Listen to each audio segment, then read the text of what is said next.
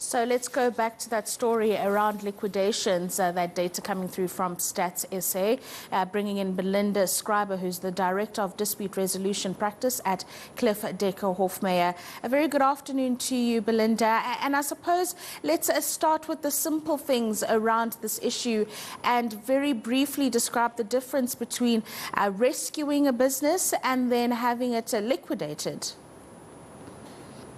Thank you for having me, and thank you to your listeners.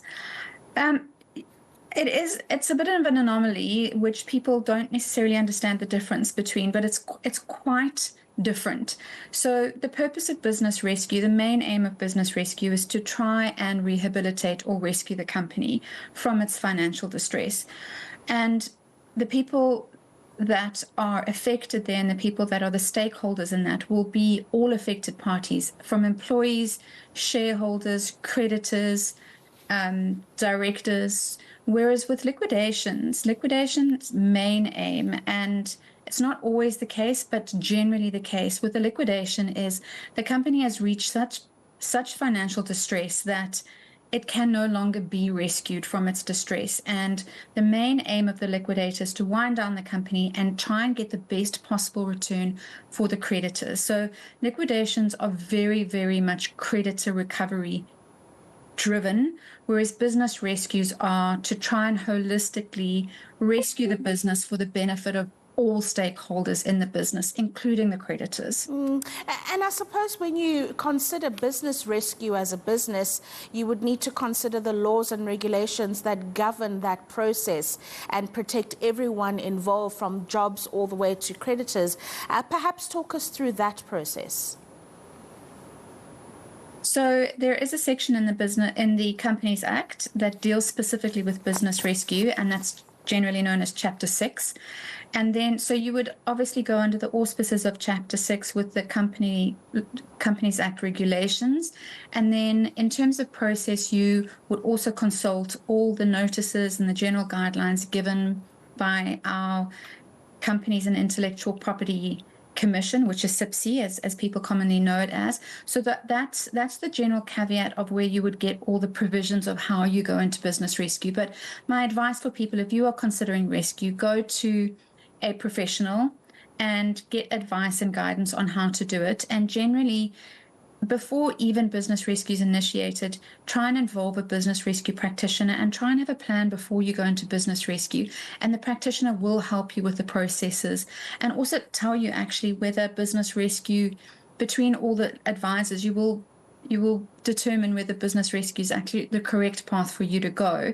And those advisors will be your lawyers, your financial advisors, as well as business rescue practitioners. So the process is quite well defined, but it can be a bit daunting, and our advice is to just get advice and get somebody to help you through the process. I'm glad you bring up the practitioners, because when one thinks about business rescue, any business owner looking at this process might think that it's relinquishing all their powers and decision-making capabilities to the practitioner during the business rescue process. Is that how it works, or are there some other nuances there as well? The fantastic thing about business rescue is that it's not anything defined in a particular box and a particular parameter. So if the management is wanting to remain involved and very passionate about helping the business come out of financial distress, there's nothing stopping them assisting the business rescue practitioners. And the business practitioners will seek any helpful guidance, and not even guidance, but assistance that they can get in terms of helping them rescue the business. So it's not necessarily relinquishing all power. It's just having somebody come in and help guide a process to recovery, and professionals to help you do that. And they know the parameters around which they can play. But it's how long is a piece of string as into what you can do in terms of business rescue. So I think if there's a management that's found itself in a bit of difficulty, but the management is ready to help the business rescue practitioner, then you'll find that the cohesion will be great, and it will actually be very beneficial to the company to have management on board with the business rescue practitioners and helping them. There is also a myriad of case law that has started defining the roles of a business rescue practitioner and the management during the business rescue process.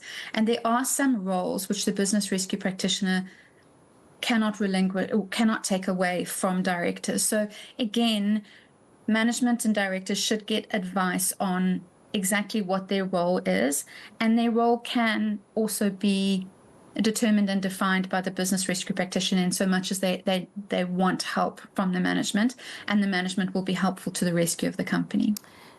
Belinda, when is it the right time to seek intervention?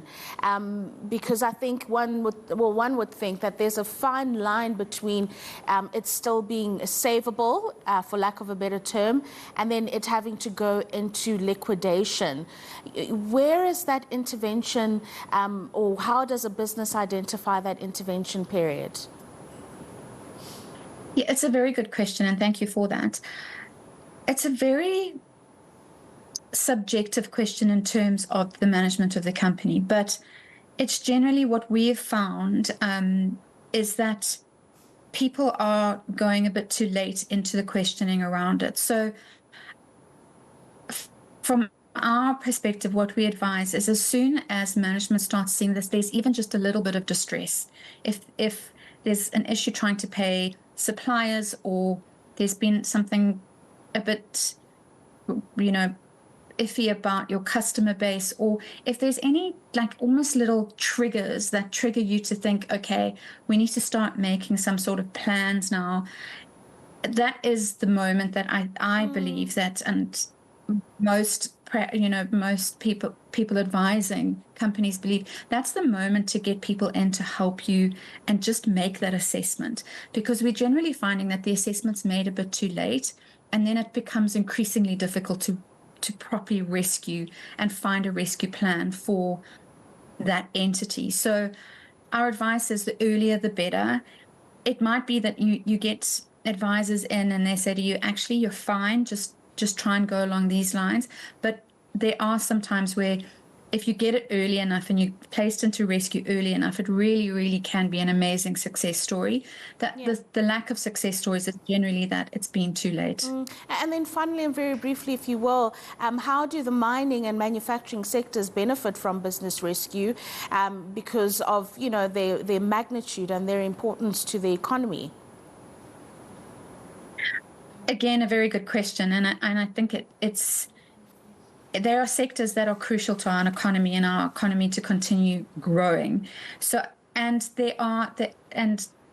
whether it's through, natural resources becoming depleted, or whether there's a lot of factors that are putting a lot of stress on both those industries at the moment, globally and within South Africa and locally. So I think for us, it's crucial that these industries are supported, and advice would be the same advice that we would give any entity, regardless of size and magnitude, is get advisors in early enough to just try and help you guide you through the process of deciding whether or not you're distressed.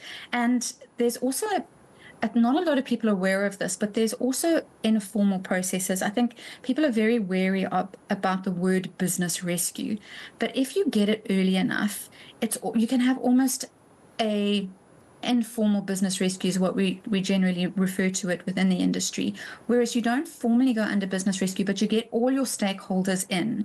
So whether it's your creditors, your bankers, your employees, you get everybody in, and if you catch it early enough, you can restructure the business and look at rescuing the business from its distress really early without having to actually go into business rescue.